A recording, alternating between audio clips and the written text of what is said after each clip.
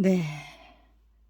이 글은 문재인 대통령님의 입장에서 판단해 보시기 바랍니다. 라는 제목으로 등록해 보겠습니다. 네. 이제까지 제가 역지사지로 문재인 대통령님 입장에서 생각을 안 해봤어요. 저 혼자 생각했는데요. 네. 문재인 대통령님 입장에서 생각하니까요. 더더욱 기가 막혀요. 네. 정말로 윤석열 검찰총장 정말 사람도 아니다라는 생각이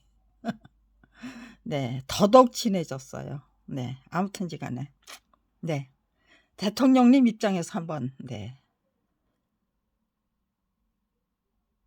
윤석열 검찰총장이 어떤 대통령에게 어떤 사람일지 지금 이 순간 그가 윤석열 검찰총장이 내던지는 말 한마디 한마디가 얼마나 기가 막힌 비수가 될 것인지를 한번 좀 실감해 보시기 바랍니다. 제각각. 검찰 왕국이 구축된 후 30년이 지났건만 검찰 왕국에 불과한 대한민국의 정체성을 그 어느 누구도 솔직히 인정할 수 없었던 원인이 무엇입니까? 검찰이 워낙 정의롭고 진실했기 때문이었습니까? 대한민국의 정체성이 무엇입니까? 제가 대한민국이 진정한 민주주의 국가입니까? 라고 정중하고 진지하게 질문하면 100이면 100사람 모두 그건 아니다라고 말씀하시거나 고개를 절레절레 젓는 젓는 실정이었습니다. 대한민국은 검찰 왕국이지요 라고 말하면 아무런 응답도 없었는데, 그렇다면 답변을 들을 수 없었던 원인이 무엇입니까? 대한민국은 사이비 민주국가로 표현하는 분들이 종종 계셨습니다. 그렇다면 사이비 민주국가의 실체가 무엇입니까? 도대체 검찰공화국과 검찰제국 등등 검찰왕국의 실체를 솔직히 인정하시는 분들이 얼마나 될 것 같습니까? 대한민국이 검찰공화국과 검찰제국으로 지칭되는 검찰왕국이 분명하다면 우리들의 실체는 무엇입니까? 국민이 과연 국가 권력의 주인입니까? 검사를 비롯한 대한민국의 공직자들이 국민을 위해 봉사하는 우리들의 머슴입니까? 왕으로 군림하는 머슴과 그들이 무서워서 알아서 기어야 하는 주인. 주객이 전도된 대한민국의 주종관계를 확실히 다잡을 수 있는 기회는 언제 어떤 방법으로 만들어질 것 같습니까? 대한민국의 정체성을 올바로 정립하지 않고 대단히 비정상적인 법치와 정치를 올바로 다잡을 수 있습니까? 이것까지는 정체성에 대한 일반적인 질문이고요. 180석을 차지한 여기서부터 문재인 정부에 대한 문재인 대통령님 입장에서 생각해 본 거예요. 180석을 차지한 더불어민주당과 문재인 정부가 앞장서서 검찰 왕국을 구가하고 있는 검찰을 기소청으로 만들기 위한 계획을 착착 실행했기 때문에 검찰 왕국에 대한 미련을 버리지 못한 윤석열 검찰총장이 조국 사태를 만들어냈던 것 같습니다.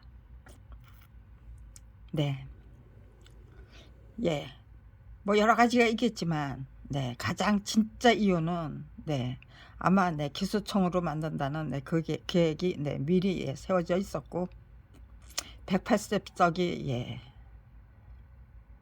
180석을 갖게 되자 그런 것들이 착착 실행이 됐겠죠. 니까지들이 뭐를 하겠어 했는데 180석이 채워지니까 윤석열 씨 룰루랄라 할 수 없었겠죠. 다급해졌겠죠. 그렇다면 검찰개혁의 불쏘시개가 되고자 했던 조국 법무장관 일가가 검찰에 의해 철저히 짓밟히는 과정을 똑똑히 지켜봐야만 했던 사람들이 분명히 느껴야 했던 것이 무엇이었습니까? 왜 그렇게 120만 건 넘는 기사를 쏟아내야만 했을까요? 제대로 두려움을 제대로 심어버리기 위한 생쇼였겠죠.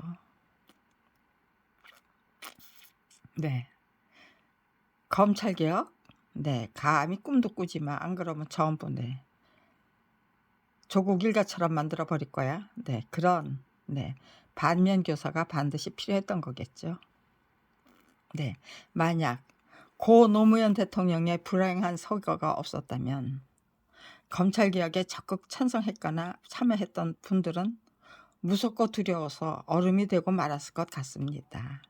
전직 대통령의 희생과 헌신이 분명히 있었기에 검찰개혁에 반드시 성공해야만 한다는 의지를 거국적인 차원에서 갖게 됐던 것인데, 그렇다면 검찰개혁을 저지하기 위해 황야의 무법자 역할을 제대로 감행하는 현직 검찰총장의 너무나도 노골적인 행패에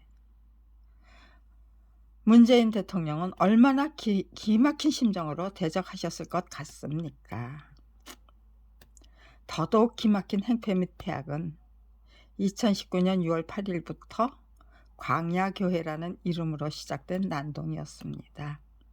어느 날 갑자기 목사라는 자가 앞장서서 청와대 앞길에서 대통령 하야를 요구하기 위한 철야기도회를 시작했었습니다. 그런데 검찰의 기획수사가 시작됐을 때 그들은 탄핵을 외쳐댔었습니다. 주말이면 대한민국 제1야당 의원님들이 앞장서서 광화문 광장에서 대대적인 시위를 끈질기게 계속하는 판국이었는데, 그들이 외쳐대는 구호가 한심할 정도로 조악했기 때문에 입에 담을 수가 없을 뿐 아니라 일일이 기억할 수 없는 지경이었습니다.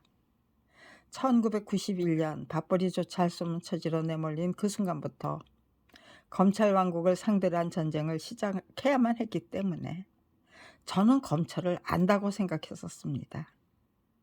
그러나 현직 검찰총장이 앞장서서 작정하고 벌리는 대한민국 황야의 무법자는 상상을 초월해도 너무 극심하게 초월했기 때문에 어안이 벙벙한 지경이었습니다.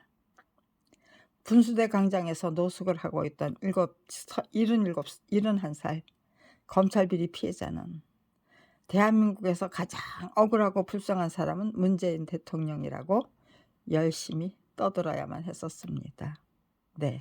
하도 기가 막혀서 대한민국에서 가장 억울하고 불쌍한 사람은 문재인 대통령이라고 저 혼자라도 열심히 떠들어야만 했어요. 억장이 막히는 것 같고 억장이 무너지는 것 같아서. 그들이 마구 쏟아내는 말들이 너무 독하고 악했기 때문에 옆에서 지켜보는 제 심정이 너무 아리고 쑤셔서 견디기 어려운 지경이었습니다. 그렇다면 이 세상에서 가장 독한 고문이 무엇일 것 같습니까? 2019년 6월 8일부터 2020년 2월까지 청와대 앞길에서 확성기를 통해 꽝꽝 울려 퍼지던 온갖 비방과 욕설을 8개월이나 하루도 빼지 않고 직접 들으셔야만 했던 문재인 대통령은 참으로 독하고 악한 언어폭탄에 어떤 방식으로 대처하셨을 것 같습니까? 퇴임 후 잊혀진 사람이 되고픈 이유가 무엇일 것 같습니까? 잊혀진 사람이 되고 싶다는 그 말을 또 한 번 하셨나 봐요. 그 소리 듣고 아이고 오죽하고 여북했으랴. 나도 그 지경이었는데 제 가슴도 진짜 쓰리고 아팠는데 아렸는데 며칠 전 윤석열 후보가 터뜨린 언어폭탄 때문에 제가 소환해야만 했던 것이 조국 사태와 강야 교회였습니다. 그렇다면 문재인 대통령님은 조국 사태와 강야 교회를 까맣게 잊고 계실 것 같습니까? 2020년 2월 대한민국 역시 코로나19 사태에 휘말리지 않았다면 대통령을 쫓아내기 위한 검찰총장과 대한민국 제1야당의 광란은 목적 달성이 될 때까지 끈질기게 계속됐을 것 같습니다. 네, 저의 진단이 터무니없습니까? 네, 제 진단이 터무니없다고 생각되신다면 그 당시 주말이면 조중동에 반드시 게재되던 광화문 광장 집회에 대한 광고를 확인해 보시기 바랍니다. 검찰 수사가 시작되면 탄핵을 요구하다가 헛방으로 끝난 후에는 하야를 요구하는 광고로 수시로 오락가락한다는 것을 정독 도서관에서 분명히 확인했었습니다.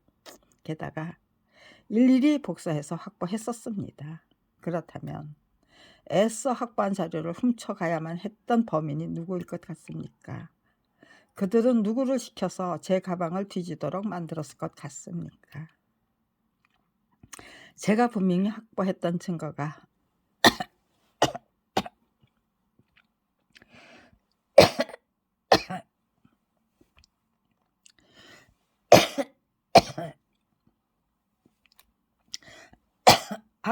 예, 이 대목에서 내 기침이 나오죠.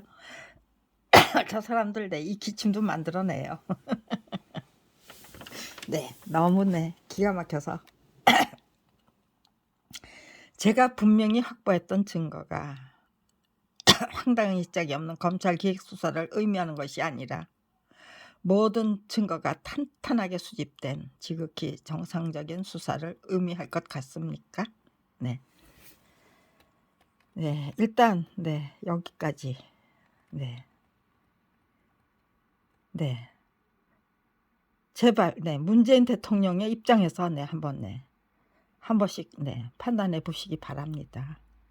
예, 윤석열 검찰총장이 지금 무슨 짓을 하고 있는지, 과연 그가 정치보복을 꿈꾸는 게 아니고 검찰 왕국을 제자리로 제대로 돌려놓겠다는 거겠죠. 그래서 그 어느 누구에도 간섭도 받지 않고 지들 멋대로 검찰 왕국을 끌고 가겠다는 거죠. 그 어느 누구도 간섭도 받지 않고 독립된 기관으로 마음대로 헤쳐먹겠다는 뜻이에요. 한마디로 말해서 헤쳐먹겠다는 겁니다. 뭐 다른 거 아니에요. 다른 사람은 말 못해도 저는 말할 수 있죠. 죽음이 두렵지 않고 그들을 반드시 정말 정신 똑바로 차린 검사님들로 만들어 드리고 싶으니까요. 여기까지 등록하겠습니다.